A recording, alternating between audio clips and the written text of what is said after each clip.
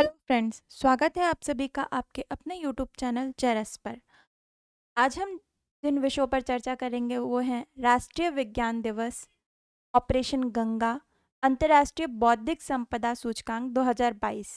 हम आगे बढ़ें उससे पहले अगर आपने हमारे चैनल को सब्सक्राइब नहीं किया है तो सब्सक्राइब कर लीजिएगा, वीडियो को लाइक कर दीजिएगा और इस वीडियो का पीडीएफ डाउनलोड करने के लिए आप हमारे टेलीग्राम ग्रुप जेरस को ज्वाइन कीजिएगा। तो चलिए सबसे पहले हम देखते हैं राष्ट्रीय विज्ञान दिवस कब मनाया गया और इसके मनाने का क्या उद्देश्य है। विज्ञान से होने वाले लाभों के प्रति समाज में जागरूकता लाने और वैज्ञानिक सोच पैदा करने के उद्देश्य से 28 फरवरी को भारत में राष्ट्रीय विज्ञान दिवस नेशनल साइंस डे मनाया जाता है। इस बार इस दिवस की थीम है एसटीआई का भविष्य, शिक्षा, स्किल और काम पर प्रभाव। राष्ट्रीय विज्ञान एवं प्रौद्योगिकी परिषद तथा विज्ञान एवं प्रौद्योगिकी मंत्रालय द्वारा संयुक्त रूप से यह खास दिन मनाया जाता है। भारत के महान वैज्ञानिक सीवी रमन ने 28 फरवरी 1928 को रमन प्रभाव की खोज की। इसी उपलक्ष्य में भारत में 1986 से हर वर्ष इस दिन को राष्ट्रीय विज्ञान दिवस के रूप में मनाया जाता है। इस खोज की घोषणा 28 फरवरी 1928 में भारतीय वैज्ञानिक सर चंद्रशेखर वेंकट रमन ने की थी। इस खोज के लिए साल 1930 में सीवी रमन को नोबेल पुरस्कार दिया गया। यह पहली बार था जब किसी भारतीय को विज्ञान के क्षेत्र में सर्वोच्च सम्मान भौतिकी में नोबेल पुरस्कार से सम्मानित किया गया था। साल 1943 में उन्होंने बेंगलौर के पास रमन रिसर्च इंस्टीट्यूट की स्थापना की। वर्ष 1954 में भारत रत्न से भी उनको सम्मानित किया गया। वर्ष 1957 में सीवी रमन को लेनिन शांति पुरस्कार से भी सम्मानित किया गया था। राष्ट्रीय विज्ञान दिवस मनाने का उद्देश्य विद्यार्थियों का विज्ञान के प्रति इंटरेस्ट जगाना है, साथ ही विज्ञान को आम जनमानस तक पहुंचाना ताकि विज्ञान के प्रति लोग आकर्षित हो सकें और नए अनुसंधान हो सकें। हमारा देश विज्ञान और प्रौद्योगिकी अनुसंधान के क्षेत्र में अग्रणी देशों में 7वें स्थान पर है। नेक्स्ट है ऑपरेशन गंगा। चलिए देखते हैं यह ऑपरेशन क्या है और क्यों चलाया गया है। भारत सरकार ने यूक्रेन में फंसे भारतीयों को एयरलिफ्ट करने के लिए मिशन लॉन्च किया है। इसे ऑपरेशन गंगा का नाम दिया गया है। बचाव अभियान पर जो भी खर्च आएगा वह भारत सरकार ही वहन करेगी। क्योंकि यूक्रेन का एयर स्पेस बंद है, इसलिए पड़ोसी पोलैंड, रोमानिया, हंगरी और स्लोवाकिया से फ्लाइट्स चलाई जा रही हैं। यूक्रेन के साथ लगते इन देशों के बॉर्डर्स पर कैंप लगाए गए हैं। विदेश मंत्रालय ने 24x7 हेल्पलाइन भी लॉन्च की है। इससे पूर्व 2015 में यमन के भीतर संघर्ष शुरू हुआ था तो ऑपरेशन राहत चलाया गया था। 2015 में ही नेपाल में भूकंप के बाद भारत ने मदद के लिए ऑपरेशन मैत्री चलाया।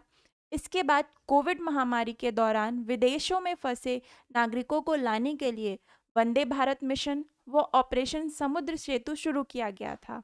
और अब यूक्रेन के संकट के समय ऑपरेशन गंगा लॉन्च हुआ है। यूक्रेन में फंसे ज्यादातर भारतीय वहां पढ़ाई करने गए थे। अब बात यह है कि सरकार ने यही नाम क्यों चुना है। इसका संकेत रेल मंत्री पीयूष गोयल के एक ट्वीट से मिलता है। जब यूक्रेन से भारतीय छात्रों को लेकर पहली फ्लाइट दिल्ली पहुंची तो आगवानी के लिए गोयल खुद मौजूद थे। उन्होंने तस्वीरें ट्वीट करते हुए लिखा, माँ अपने बच्चों को संकट में कभी नहीं छोड़ती। गंगा को भारत में मां का दर्जा मिला हुआ है। ऑपरेशन गंगा नाम देकर सरकार यह जाहिर करना चाहती है कि भारतीय कहीं भी फंसे हों, उनकी मातृभूमि उन्हें अकेला नहीं छोड़ेगी। कुछ ऐसा ही संदेश सुषमा स्वराज के समय में दिया गया था। एक वक्त पर सुषमा ने मदद की गुहार लगाने वाले से यह कहा था कि अगर आप मंगल ग्रह पर भी फंसे होंगे तो भारतीय दूतावास आपकी मदद करेगा। यूक्रेन में फंसे भारतीय स्टूडेंट्स को एयरपोर्ट से बाहर निकालने के लिए स्पेशल ग्रीन कॉरिडोर का इंतजाम किया गया है। दिल्ली, मुंबई एयरपोर्ट पर ऐसे ग्रीन कॉरिडोर की व्यवस्था है। स्टूडेंट्स की इमिग्रेशन और कस्टम्स जांच के लिए भी अलग सिस्टम बनाया गया है। इमिग्रेशन जोन के अलग काउंटरों पर यूक्रेन से आए स्टूडेंट्स की क्लियरेंस कराई जा रही है। कस्टम जांच में भी इन्हें ग्रीन चैनल से आसानी से बाहर निकलने दिया जा रहा है। अगला है अंतर्राष्ट्रीय बौद्धिक संपदा सूचकांक 2022। आइए जानते हैं क्या है ये अंतर्राष्ट्रीय बौद्धिक संपदा सूचकांक।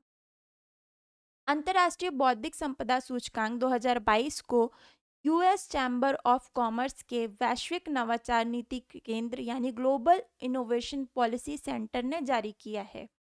इसके अंतर्गत वैश्विक अर्थव्यवस्थाओं में पेटेंट और कॉपीराइट नीतियों से लेकर बौद्धिक संपदा परिसंपत्तियों के व्यवसायीकरण तथा अंतर्राष्ट्रीय संधियों के अनुसमर्थन पर बौद्धिक संपदा अधिकारों का मूल्यांकन किया जाता है।